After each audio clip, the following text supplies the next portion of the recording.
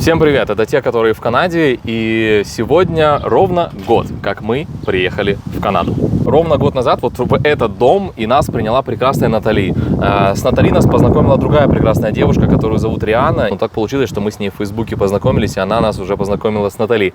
Сегодня ровно год, и мы празднуем этот год, и мы пришли в гости к Натали, мы позвали Риану, купили им небольшие подарки, и сейчас я вас с ними познакомлю.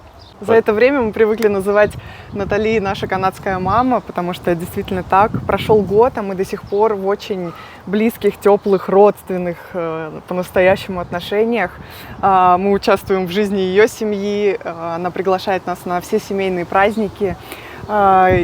За это время, за этот год изменилось очень много всего и в нашей семье, и в семье Натали, и, что называется, и в горе, и в радости мы вместе. И нам сегодня особенно приятно праздновать этот день, этот год в Канаде, в этом доме, в этом гостеприимном доме, который по-прежнему рад нас встретить. Сегодня мы удивились, когда зашли, но Натали так сильно подготовилась к нашей встрече. Сейчас покажем, что было, и спросим разрешения показать бейсмент, в котором мы жили. Время, которое 1,5 месяца, когда мы приехали, в каких условиях мы обитали. Артем, покажи, пожалуйста, что это совсем небольшой дом по канадским меркам. По канадским меркам, да. Это очень скромный такой маленький домик, просто в котором есть бейсмент, в который Натали нас пригласила. Почему я акцентирую на этом внимание? Потому что канадцы особенные люди на самом-то деле. Что их отличает? Вот Артем уже выявил и сформулировал эту такую черту, да, она называется... Эмпатия. Эмпатия. То есть это люди, которые способны сопереживать, которые способны поддерживать других людей, которые могут прослезиться, если ты им рассказываешь какую-то историю такую, из жизни хардовую, да, то и, конечно же, наша Натали, как истинная канадка, она не могла пройти мимо нашей ситуации, хотя к тому моменту, когда мы приехали, мы были уже, не первые, да, кто приехал. Как-то вот нас так свела судьба, и мы очень благодарны тому, что это случилось в нашей жизни, такому знакомству, потому что у нас теперь есть... у Натали тоже история семьи такая, что ее прадеды бежали из России из-за репрессий, и она, в принципе, у нее это на роду есть такая история, они примерно плюс-минус понимают, что такое беженство. Кстати говоря, у Натали живой папа, и он немножко говорит по-русски. Его родители были русскоговорящие, вот как раз те самые, которые бежали от репрессий. Мы с ним тоже знакомы, и тоже с удовольствием на все семейные праздники, на которых есть дедушка, и даже ездили в гости к нему как-то. Ему 83 года, он играет в гольф, и все у него круто. Да, поэтому история вообще шикарная. Такое приключиться могло, наверное, только с нами, что мы вот так вот породнились. Пойдемте посмотрим.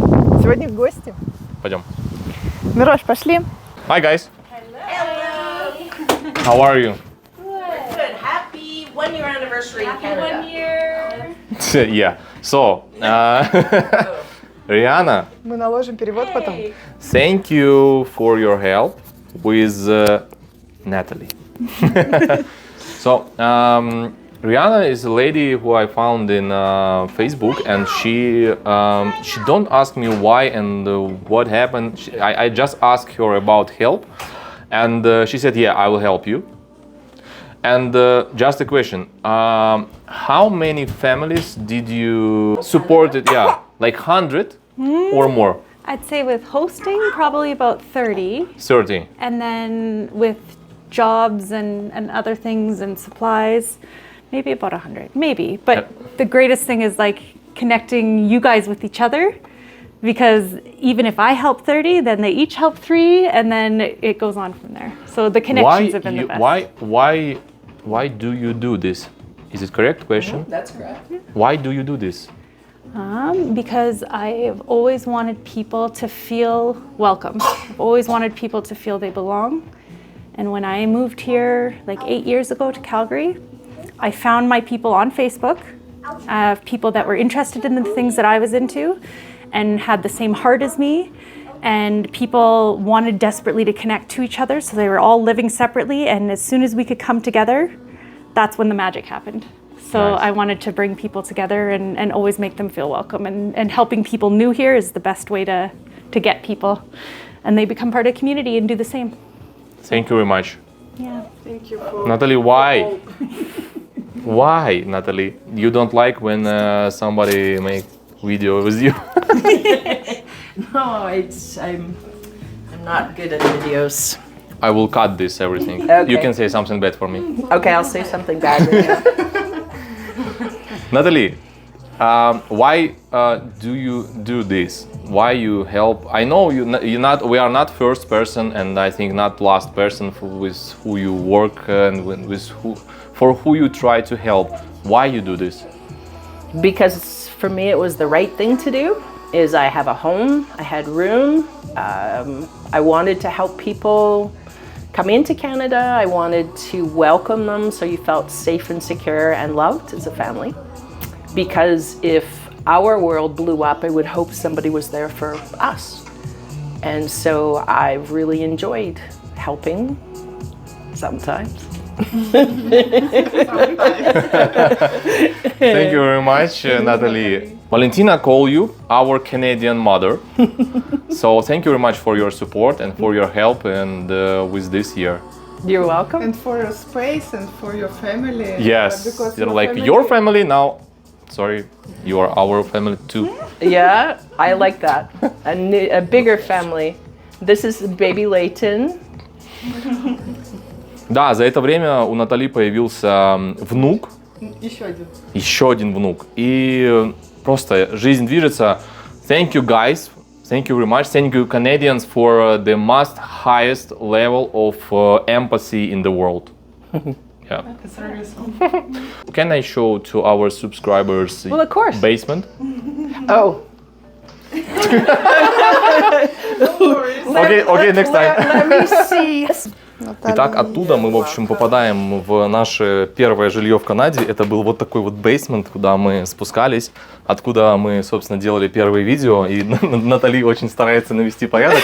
Everything all right. Потому что... Здесь была наша кухня. Дальше у нас был вот такой вот зал, откуда мы писали видео о том, как делать тест. Ну, в общем, какие-то видео мы отсюда делали. Если посмотрите на старые видео на нашем канале, вы увидите, что мы жили здесь. Да. И я еще раз хочу подчеркнуть, что небольшой домик для того, чтобы вложить свою душу в нас, в нашу семью, Натали не нужно было больших денег, больших пространств. У нее просто небольшой домик, и у нее просто есть бейсмент с 2 свободными комнатами. Да, и вот здесь наша спальня. Была наша. Была, да.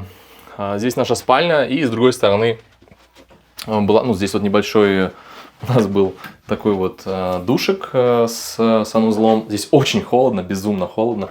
Вот, но это особенности бейсментов.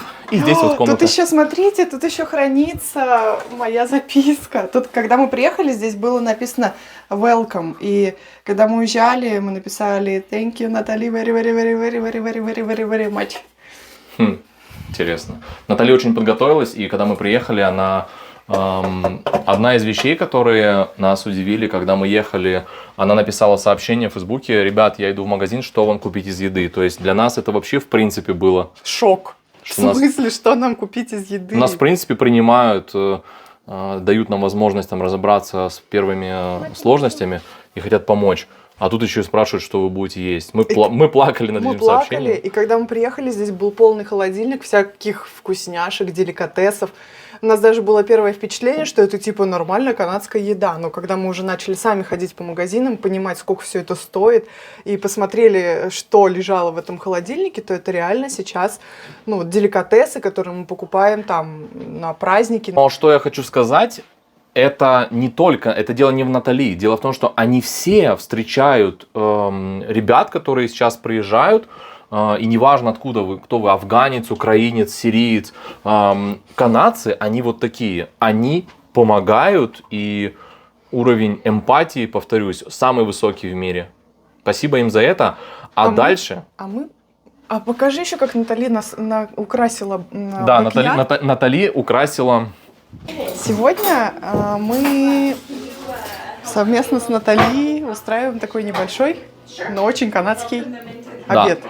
Мы сделали стейки, пожарили барбекюшечку. Вот так вот они, значит, приготовились. Канадская тема. Пойдемте еще покажу. Это начало. Наталья очень сильно подготовилась специально для нас. Ой, дождь! Дождь начался. Смотрите, она сделала канадский флаг. Вот здесь мы Новый. писали наше видео. Новый канадский флаг. Там еще флажки канадские. Здесь вот еще вот немножко Канады вам, пожалуйста. Вон еще немножко Канады. Вот там вот крутилка канадская. И вон наш старый флаг, на котором мы записывали видео, он выгоревший. Вот так вот она подготовилась, чтобы мы сегодня записали видео. Сейчас пройдет дождь, мы поедим и запишем видео вам, И как у нас этот год. прошел этот год в Канаде. Окей. С людьми, которые помогли нам сделать первые шаги в Канаде, мы вас познакомили. А теперь расскажем вам, как прошел этот год и какое настроение, и какие сложности были, что нам понравилось, что не понравилось, вот, и какие планы, что мы планируем дальше. Для тех, кто не подписался на канал, подпишитесь. Мы дальше продолжим рассказывать про Канаду, как здесь хорошо. И у нас есть еще телеграм-канал. В телеграм-канале мы выкладываем разную повседневщину. Иногда радуем вас просто какими-нибудь интересными видео или картинками. По поводу года, который прошел, я бы назвал его интересным. Очень культурно это назвала. Я бы назвала его невероятным, захватывающим. Короче, какие-то слова, которые крышесносные. Динамичный. Потому что если посмотреть на весь год, лето — это был один промежуток в жизни с определенным настроением и делами, которые мы успели делать. Осень — это было совсем другое. Зима была вообще волшебная, великолепная. Весна не менее интересная. И, то есть в каждом сезоне было что-то такое супер запоминающееся, супер первое, супер канадское, то, что мы впервые что-то попробовали впервые в жизни, что-то попробовали впервые в Канаде, и впечатления от каждого сезона остались просто грандиозные. Даже если прямо сейчас нас вот так возьмут и вытащат из Канады куда-нибудь в другое место, то этот год войдет в историю жизни 100%. Как хороший год. Как хороший год. Это видео не будет похоже на те видео, которые говорят про 40 причин, почему мне не нравится Канада, или почему она мне нравится, или причины, почему я там остаюсь, или причины, почему я уехал. Я считаю, что такие видео, они очень сбивают с толку тех людей, у которых нет канадского опыта. И когда вы смотрите видео 40 причин, почему вам не подходит Канада, вы, грубо говоря, примеряете на себя чужой опыт и можете очень сильно прям ошибиться. Я считаю, что любой опыт нужно проживать самому, и когда человек смотрит видео о том, что здесь тяжело найти работу, или там здесь очень низкие зарплаты или еще что-то, есть, скажем так, ряд людей, которые действительно фокусируются на этом и живут в этом мире. Вокруг нас, нам повезло, и это связано с нашим настроем. Собрались те люди, у которых все получается, они работают, зарабатывают деньги, они открывают свои бизнесы, они работают в хороших компаниях, либо не перестают искать работу и двигаться в направлении того, чтобы у них все случилось. Поэтому хотелось бы обратить внимание на то, что видео, которые могут сбить с толку, про плюсы и минусы, про сложности, про 40 причин, почему я вернулся в Польшу, они очень сильно могут вас настроить на то, чтобы ничего не делать. Это видео чисто про наши эмоции, про то, что произошло в этом году, за последний год. Давай уже начнем, давай не будем томить. Все, поехали. Расскажи, что тебе нравится в Канаде? Или твои удивления, может быть. Вот ты приехал, и что тебя так удивило по-другому? Так, я могу определенно сказать, что мне здесь нравится. Дело в том, что в менталитете наших людей есть такое четкое понятие, что другое сродни плохому. То есть, если что-то другое, отличающееся от привычного, то это равно плохо. Здесь очень много вещей, которые и в культуре, и в питании, и во внешнем виде, и в отношениях между людьми, во всем. отличается от того, как вы привыкли это видеть у себя на родине. И сталкиваясь с этим, нужно четко понимать, что это по-другому, а не по-плохому. К сожалению, люди часто фокусируются на том, что есть много вещей других. Ну, например, что-то другое. Расскажи конкретно. Ну, что здесь по-другому? Ну, например, здесь там другие отношения в коллективе, то есть здесь вас могут сдать, если вы что-то делаете не так, но это не означает, что это плохие люди, просто так устроено. Например, отношение, уважение ко всем меньшинствам.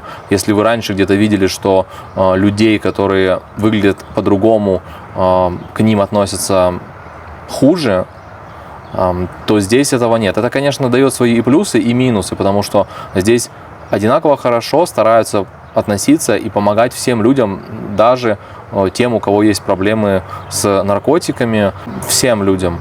И эмпатия, которая есть в Канаде, она проходит красной линией через все отношения. То есть желание канадцев помогать другим людям, волонтерство, все это зашито в генетическом коде. И например, встретить человека, который спросит, будет расспрашивать, как дела, как жизнь. И если ему покажется ваша история, ну, скажем так, грустной, он может легко посопереживать, подсказать, помочь. Бывали случаи, когда совсем неизвестный человек, услышав историю Вали про иммиграцию, просто заплакал. Удивительно, насколько люди умеют сопереживать. И это сопереживание, оно объединяет. Еще я давно спокойно и хорошо относился к эмоциям. Я видел, когда я жил 2 года в Турции, я видел, как европейцы улыбаются, здороваются и спрашивают, как дела, и рассказы о том, что это фейковость и так далее. Да, это фейковость, но мне эта фейковость, она намного приятнее и ближе, чем искреннее кислое лицо нашего брата, который не будет желать тебе хорошего дня, не поздоровается и так далее. Поэтому при всей той неискренности заговорить с незнакомым человеком в лифту о том, как у нас дела, куда вы собираетесь, какой у вас классный, красивый малыш. Это такая повседневность, к которой действительно очень быстро привыкаешь, и другого, в принципе, не надо. Да. А из бытового такого, вот что ты заметил? Вот ты приехал, и что заметил, что прям по-другому у них? Но они по-другому одеваются, ну, в большинстве своем. В даунтауне очень много красивых ребят и красивых девчонок, очень изящно одетых, с красивыми прическами. Особенно, ну, если это пятница вечер, суббота вечер, все очень нарядные, стройные и красивые. Тоже фейковость, история о том, что славянские девушки самые красивые в мире, это все, ну, ерунда. Очень много красивых людей. Также ерунда о том, что наше образование тоже самое лучшее в мире. Там, вот это, вот. Это тоже все полная ерунда, потому что здесь есть классное образование, люди учат языки, учат культуры, развиваются и в технологиях, очень, очень все по-современному. Поэтому, когда приезжаешь сюда, нужно откинуть стереотипы и убеждения насчет всего, насчет меньшинств, насчет рас, насчет языков, религии и прочего. Тут нужно быть просто нормальным человеком, как по мне, и у тебя все будет. Это то, что тебе нравится? Да, мне нравится, что я иммигрант, и мне нравится, что вокруг меня тоже иммигранты. Мне нравится, что те люди, которые сплотились вокруг разных новостей о том, что здесь тяжело и плохо, и тяжело найти работу, они готовы писать об этом в фейсбуках и говорить об этом часами, но все то время, которое они об этом говорят, они даже не пытаются потратить на то, чтобы искать работу и учить язык. Опять же, люди сюда приезжают без знания языка и жалуются на то, что им платят $15 в час. Окей, но тогда они жалуются об этом в интернете, расписывая посты, снимая видео об этом. Но если бы они хотя бы половину того времени, сколько они сокрушаются на тему того, что здесь плохо и сложно, потратили на то, чтобы учили язык, искали бы работу, проходили бы какие-то онлайн-курсы и пробовали, то я уверен, что у таких людей бы все получилось. Но, к сожалению, может быть, к счастью, очень большое количество людей сокрушается на тему того, что здесь плохо, сложно, невозможно, вот это вот все по-другому. Там, я видел компанию ребят, которые приехали недавно, они стояли в парке зимой, показывали на лавочку, которая в снегу, и обсуждали, что, господи, здесь даже лавочки не чистят. Ну, то есть разный подход. Огромная удача и спасибо вам, что вы смотрите нас, и вы есть вокруг нас, мы вас чувствуем, мы вас часто встречаем на улице, и мы благодарны тому, что вокруг нас собралось то комьюнити, которое верит в позитив, добро. Вот. Сейчас очень удобное время осуждать, очень удобное время быть, скажем так, настроенным против чего-то. Очень удобное время. Осудить можно кого угодно, за что угодно. При всем при этом результат этого осуждения, он нулевой. Ничего он не сделает этот мир лучше. Поэтому очень здорово, что вокруг нас собрались те люди, которые что-то делают. Которые действительно наши близкие друзья. Они сейчас знают, что они близкие, что они друзья. У нас есть отдельная группа. Здорово, что есть такие люди, и я считаю, что у таких людей будет все в порядке. Кто не осуждает, и время, потраченное на осуждение ситуации, люди вкладывают в обучение, в изучение языка, в поиски решений, а не в поиски причин, почему все плохо. Вот. А что тебе здесь я вспоминаю свои впечатления. Вот сейчас многое, то, что мы видим вокруг, уже не вызывает удивления, кажется обычным. Кролики и кролики, да? Кролики и кролики. Розетки возле каждой парковки, ну и розетки. Да. А на тот момент, когда мы только приехали, очень многие вещи вызывали, с одной стороны, удивление, что а у них вот так, а у них вот это. Ну, я про бытовое какое-то говорю, да? А сейчас мы смотрим, допустим, американские какие-то фильмы, видим привычные абсолютно обстановки домов, как выглядят дома, да, что в домах есть там, не знаю, барная вот эта вот стойка или там остров, как вот эти спальни устроены, как они ужинают, что они там, вот как все это, бытовуха вот это как устроено. Для нас раньше это казалось, вот мы смотрели фильмы, и казалось, что это такое... А сейчас это такой привычный процесс, мне кажется, мы уже сами даже так живем, да? Ну, мы привыкли, мы только сегодня сдали бутылки в ресайклинг-депо, мы понимаем, мы сегодня готовили барбекю, мы понимаем, как нужно делать и как не нужно делать, то есть мы адаптируемся. Купили ящик Кока-Колы. Мы купили ящик Кока-Колы на барбекю, и мы понимаем, как надо и как не надо. Еще, кстати, я вспомнил, в телеграм-канале я проводил опрос. Если вы зайдете, вы найдете его. Там я спрашивал людей, сколько они зарабатывают. Так вот, до $20 зарабатывают примерно 40% от опрошенных, а все остальные зарабатывают больше $20 в час.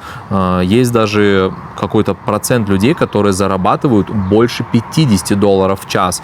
И это я к тому говорю, о том, что здесь можно работать и можно зарабатывать. То же самое я спрашивал у людей, сколько времени они тратят на изучение английского языка. Огромное количество людей тратит на изучение языка меньше 2 часов в неделю, и огромное количество людей просто написали о том, что они не учат язык, они его знают плохо, но и так сойдет. И для меня это очень показательно, что огромный пласт, срез людей имеет сложности, но не имеет желания их менять. Опять же, повторюсь, среди наших знакомых нет ни одного, кто живет на улице. Среди наших знакомых нет ни одного, кто без работы. Среди наших знакомых нет ни одного, кто говорил бы о том, что в Канаде плохо. А знакомых у нас за счет нашего YouTube-канала, и спасибо им за это, что мы нашли друг друга, огромное множество. И в Эйрдере, и в Калгари, и в других провинциях. Ни от одного из них мы не слышали, что здесь плохо, и что здесь как-то не так, как должно быть. Все в одинаковом порыве восхищения от того, как здесь круто. Все покупают велосипеды, покупают Расскажи, каяки. что здесь круто? Что здесь круто? Здесь можно быть кем ты хочешь, и никто тебя в этом не упрекнет.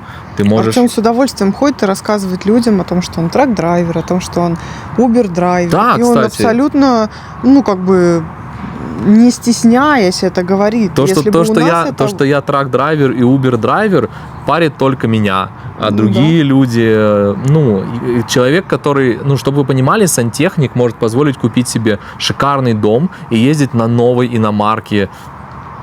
Да. Ну, У здесь- сантехников хорошая зарплата. Здесь немножко вот это вот все... Сварщики и сантехники полубоги. Но я сейчас не об этом. Я о том, что неважно, даже если ты дорожный рабочий, ребята, которые дорожные рабочие, они зарабатывают от $30 в час. Ну, есть, конечно же, там какие-то примитивные профессии, там дешевле. Но обычно, это не какая-то чернь, которая работает низкооплачиваемая и не может себе позволить ничего. И даже кроме... Здесь рабочие профессии очень себя хорошо чувствуют. высоко ценятся. И я вот, кроме зарплаты, хотела бы еще отметить какое-то...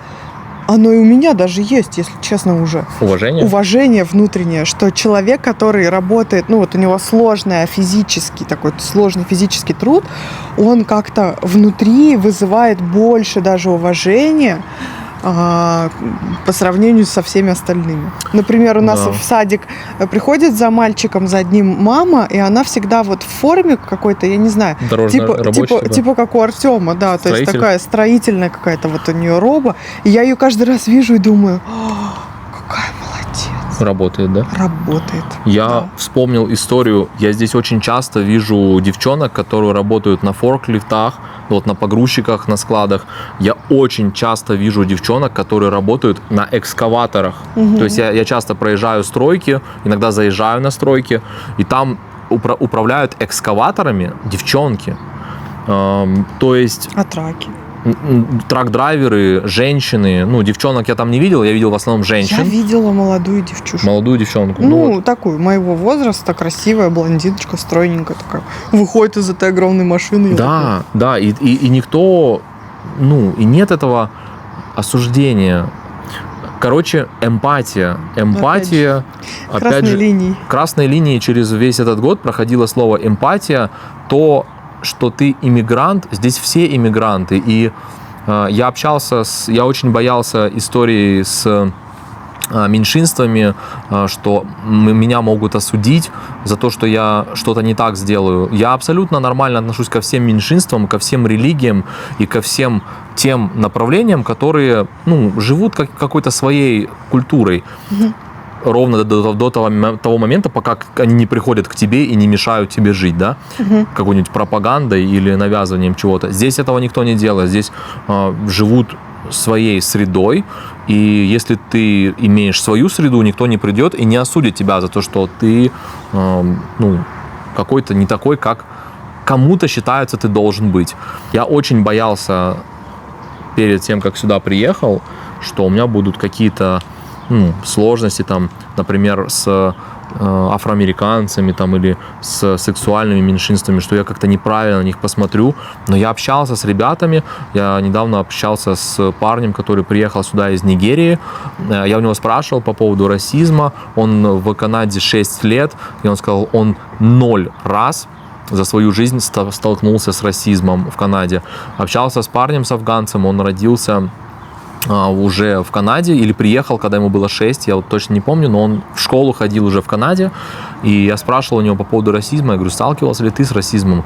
Он сказал, один раз в школе кто-то из ребят назвал его террористом, и то потому, что он обозвал его как-то толстым. Это был один раз. А он уже взрослый мужик, которому 35 лет, и нет, то есть, возможно, я уверен, где-то он есть, но сейчас ощущение такое, что его нет. И очень приятно осознавать, что все одновременно друг друга признают, и одновременно всем друг на друга все равно. до какого-то определенного предела. Количество волонтерских организаций безумное множество. То есть вы можете стать волонтером. Есть веб-сайты. Они волонтеры, одни волонтеры. То есть они могут помочь. Если у вас есть действительно какой-то вопрос или сложность, вы можете найти людей, которые вам помогут. И я с огромным сожалением читаю комментарии в Фейсбуке, когда украинцы, например, которые приехали раньше, обсирают украинцев, которые приехали позже, за то, что те не так спрашивают, не так ищут работу. Ну, типа там, помогите найти работу без знания английского языка. Споймать на таком вопросе хейт от наших же, это вообще очень легко сделать. Канадцы действительно начинают подсказывать, пишут варианты, где можно найти работы. Наши люди с огромным удовольствием напишут комментарии формата «Зачем вы сюда едете вообще, если вы не знаете английский?». Я очень сожалею о том, что такие люди есть, и что Канада не поменяла их сознание. Вот. Я считаю, что если кто-то спрашивает о помощи, и даже если этот комментарий выглядит как «помогите найти работу от $25 в час», я не знаю английский и не умею ничего делать, ну, человек просит о помощи. Ну, вы можете помочь ему, а можете промолчать. Но если человек просит о помощи, засирать его за это приводит к тому, что, например, моя мама, которая приехала, у нее проблемы с... Ну, не проблемы, она сейчас учит язык, но стесняется на нем разговаривать. Она очень хорошо знает английский, но стесняется на нем разговаривать.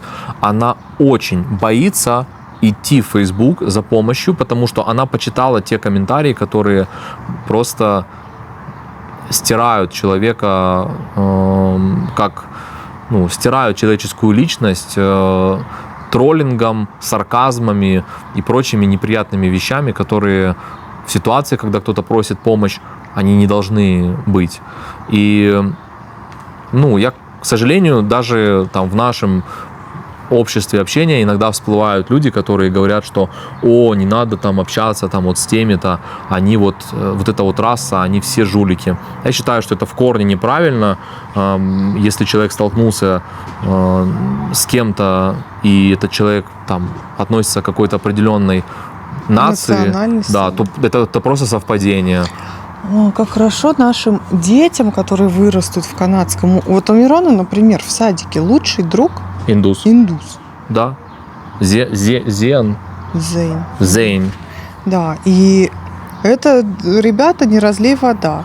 Зейн подружился с Мироном, когда Мирон вообще не разговаривал на английском. И вот уже целый год почти они дружат. Их развели в разные группы. Они просятся друг другу в гости. Учителя делают все возможное, чтобы одного сюда привезти или другого сюда привезти. И они выглядят абсолютно противоположно. Наш белый, голубоглазый такой вот этот блондин, а тот смугленький, кореглазенький, темненький мальчик. И вот это вот два шнурка вот эти играют, и им хорошо вместе. Они еще в этом возрасте не знают, что нужно друг друга ненавидеть. Какой они там национальности и почему им надо что-то там в связи с этим думать друг о друге. Просто им хорошо, они дружат. Так что хорошо, что Канада нас всех выравнивает. Здесь все иммигранты, и я призываю людей к тому, чтобы только добро может как-то изменить эту планету, только добро. Осуждать легко, результаты катастрофические. Ну ладно, у нас куда-то сегодня... Просто это, видимо, тема в продолжение нашего разговора с ребятами за ужином. По поводу того, что нам удалось сделать. Мы сделали, в принципе, достаточно давно весь пакет документов, который необходим. У нас есть там все счета, справки и прочее. Сейчас я готовлю пакет документов на подачу на пиар. В сентябре у меня будет уже год, как я работаю, и я буду подавать пакет документов. Туда входит справка о несудимости из 3 стран, в которых я жил. Туда входит эвалюация диплома, туда входит справка с работы. И, конечно же, английский тест, который я сдам чуть позже, я еще немножко его поучу. У нас получилось купить 2 машины. Одну из них мы уже успели продать и купить другую. Мы собираемся сейчас с мыслями, чтобы обновить свой автопарк и взять в кредит 2 новые машины. И делаем для этого все возможное. И, в принципе, в ближайшее время должно все получиться. Мы начали думать о покупке дома. Я думаю, что к концу этого года получится оформить ипотеку. Тоже над этим вопросом сейчас работаем. Уже работаем с моргидж-брокером и уже присматриваемся, где нам все-таки покупать жилье, в Калгари или Вейердри. Мне нравится Калгари. Вообще не в Калгари, не в Вейердри. А ей нравится Вейердри. А может быть вообще ни здесь, ни здесь. Да. Решим. Подумаем. Я работаю сейчас трак-драйвером с 6:30 утра до 4:30 вечера. Я управляю пятитонником. Это машина грузоподъемностью 5 тонн. Большой такой бокс-трак их называют. Это не тот, который с прицепом, там, когда с трейлером. Это такой бокс-трак, грузовичок, достаточно большой грузовичок с воздушными тормозами. Я его вожу по южной части Калгари, то есть это моя территория. На северной части работает у нас второй такой грузовичок, а все остальные грузовики большие трейлеры с прицепами, которые работают уже там на длинные дистанции. У меня такие локальные доставки. После работы я сейчас работаю Uber-драйвером и Lyft-драйвером. Промокоды на регистрацию я добавлю. Там можно получить $100 от Uber и $500 от Lyft за то, что вы зарегистрируетесь и сделаете там первые свои 100 поездок, по-моему. Я занимаюсь спортом. Я купил себе велосипед. Мы купили каяк. Я стараюсь правильно питаться, мы не пьем практически алкоголь, крайне редко. Мы занимаемся спортом и стараемся как-то гигиену здоровья придерживаться, потому что вот в Канаде хочется жить дольше. Здесь люди стараются и следят за здоровьем, занимаются ходьбой, бегом, велосипедами, чем только не занимаются, лишь бы прожить дольше. Это чувствуется, это витает в воздухе. Я считаю, что очень здоровая нация. Есть, конечно же, исключения, но в большинстве своем я вижу, как они прям за здоровье.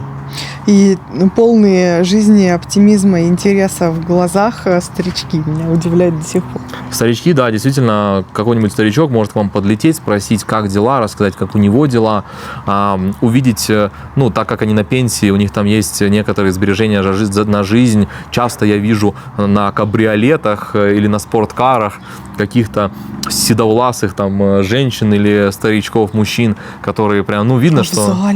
В зале, в спортзале очень много. Я каждое утро в 6:30 утра хожу в спортзал. И самое интересное, что вокруг меня в основном одни очень пожилые люди. У нас уже в семье есть такая шутка, когда я возвращаюсь из спортзала, мама спрашивает, что там, как пенсия там, нормально, все пришли сегодня. То есть утром в зале занимаются преимущественно пожилые люди и я. Да. Расскажи, как у тебя дела? Удивительно, странно, но я справилась. С чем? Со всем. Для меня были очень большие изменения вообще, да. Мне было, вы помните, да? Помните, что мне оставалось надеть пуховый платок и стать бабушкой, как там писали. Но сейчас у меня все хорошо, я работаю как self-employed, занимаюсь тем, чем умею. Я менеджер соцсетей, маркетолог. Сейчас у меня есть агентство. Пока что еще не официально оформленное как корпорация, но оно, наверное... Для тех, кто считает, что неофициально оформлено, это плохо. Объясни, почему неофициально оформлено? Потому что мы считали с моим бухгалтером, и это не очень сейчас, на данный момент, выгодно. В смысле, это легально? Это легально, это возможно. Я могу работать как self-employed. И ты можешь платить зарплату? Я могу платить зарплату. Мои сотрудники будут получать зарплату, платить налоги. И все в Канаде это абсолютно официально и легально. Просто так как у меня нету пиар пока что, для меня это самая выгодная форма существования моего бизнеса. И сейчас это я уже осмелюсь называть бизнесом. Это агентство. И сейчас мы работаем с разными бизнесами, не только в Канаде, но и за ее пределами, с разными странами. У нас команда специалистов, и я об этом рассказывала в видео про успешный успех, так назовем его. Поэтому все хорошо. Я тоже очень хорошо адаптировалась. У меня есть работа, у меня есть уютный дом, который за этот год мы привели ну, дом, в смысле, то место, в котором мы живем, квартира, в которой мы живем, мы ее обставили, мы купили мебель, у нас сейчас уже столько вещей, что мы сами иной раз поражаемся, когда мы успели все это нагребсти, Очень и много куда вещей. все это теперь девать. Вчера мы складывали каяки, и я говорю... И весла, думали, куда поставить. Куда поставить? Я говорю, нам вот на самом-то деле не столь сильно нужен дом, сколь сильно нам нужен гараж. Потому что у нас очень много... 4 велосипеда, каяки, Да. коньки, куча всяких активностей, которые мы понабирали. Мечи разные. да. Там. Инвентарь для йоги. Ну, короче, у нас очень много, да, всякого спортивного инвентаря, и мы все пытаемся как-то это все теперь распихать по всем углам. У нас, конечно же, стало в разы больше одежды, потому что прошло несколько сезонов, мы покупали зимнюю, там, осеннюю одежду. У нас, в принципе, вот для комфортной жизни есть все, мне кажется. Даже не знаю, что мне еще было бы нужно. В целом, про впечатление, да, о Канаде. Когда мы приехали, почему нам, когда мы смотрим блогеров или смотрим какие-то американские фильмы, нам всегда кажется, что они так красиво живут, вот у них вот все так как-то уровень качества жизни как будто выше. Это на самом деле так, и это связано с тем, что всякие бытовые вещи, которые мы часто либо не можем себе позволить, либо раскошеливаемся, чтобы они у нас были. Здесь они более доступны в плане цены.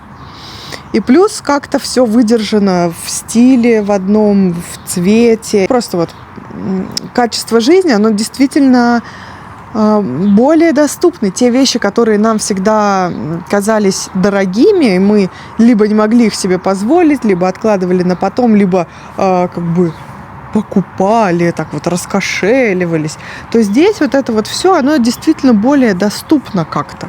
Понимаешь, о чем я? Ну да, то есть, грубо говоря, для того, чтобы там купить хороший телефон, тебе можно, условно говоря, купить его, там, например, за месяц работы, ну или за 2 месяца работы.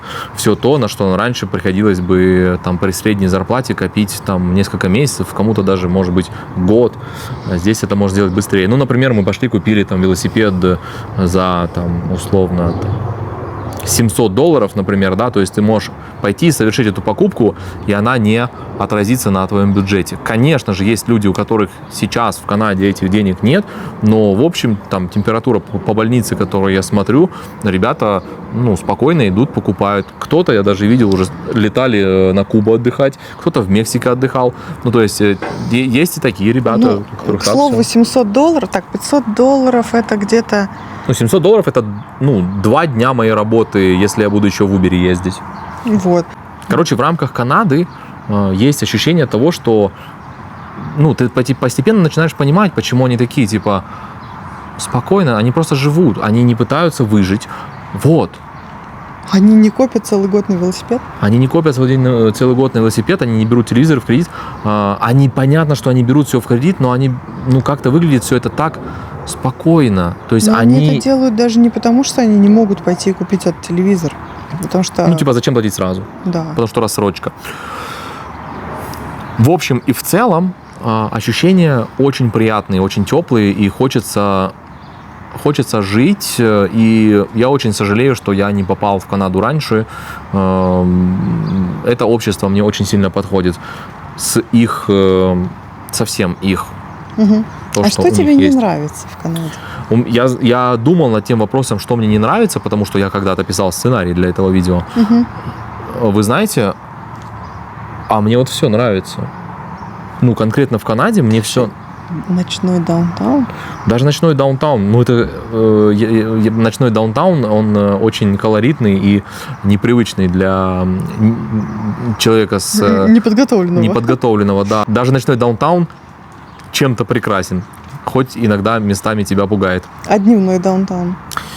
Дневной даунтаун – это каменная крепость. Отвечая на вопрос, что мне здесь не нравится, я могу с уверенностью сказать, что мне здесь нравится все. Я вижу огромные возможности, я вижу огромное количество хороших людей, я вижу огромное количество перспектив и желания просто жить и развиваться здесь, заниматься чем-то. Мне здесь все нравится, определенно. Что тебе не нравится? Ну, мне нравится почти все. Угу. Если так, что немножко мне как бы до сих пор на 98%, так скажем, мне все нравится, вот 2%. Первое, это мне до сих пор, ну это просто еще связано с моей, наверное, личной семейной драмой. Я до сих пор с трудом воспринимаю, лицезреть, как назвать? Людей, которые употребляют наркотики? Людей, которые употребляют наркотики прямо на твоих глазах в общественных местах, в которых я могу быть вместе с ребенком, не знаю, ну вообще сама даже это видеть. Для меня это сложно воспринять пока что. А второе? Мне неприятно сидеть, например, в библиотеке и видеть, как человек напротив. Ну, ладно. Да. А второе? Второе, мне, ну, опять же, в рамках того, что мы живем в Калгари, и в рамках того, что здесь, в принципе, есть даунтаун, это такой из стекла и бетона многоэтажные здания, и все остальное, это вот Канада, которая похожа на деревню, да. Мне немножко не хватает какой-то европейской архитектуры, вот такого привычного вида города, чтобы это были какие-то здания, какая-то история, какие-то такие милые кафешки. Ну, то есть вот мне немножко архитектуры не хватает. Угу. И все? И все. Прекрасно. Ну, судя по тому, что мы сейчас рассказали, нам тут Нравится. Да, потому что архитектуру можно посмотреть в Европе. В интернете? Можно посмотреть в интернете, да. А места, где собираются люди, с которыми не хочется пересекаться, можно обходить стороной. Вот все и случилось. Я точно вам скажу о том, что все решения, которые вы принимаете в жизни, они должны быть только вашими. Я точно уверен в том, что нельзя осуждать других людей в том, что они такие, какие они есть. Я точно уверен, что только когда вы сделали все возможное для того, чтобы найти работу, для того, чтобы выучить язык, для того, чтобы найти и договориться со всем миром через Facebook, например, о том, что у вас есть какое-то желание и вы хотите его реализовать, я точно уверен, что если вы любознательный человек и добрый и позитивный, у вас точно все уже хорошо. А если у вас все плохо, то читайте выше. Я уверен, что жизнь изменится. Мне добавить больше нечего, я готов прощаться. Я думаю, что тоже, да. Спасибо вам, наши подписчики, наши зрители. Вы очень нам помогли. Извини, что я тебя перебил. Да, за этот год, потому что мы, как уже говорили, мы никогда раньше не были блогерами. И, в принципе, сейчас пока что даже не очень-то верится в то, что мы блогеры. Я пока стесняюсь так себя называть. Вот. Да. Но, тем не менее, вы есть. Мы о вас знаем, вы о нас знаете.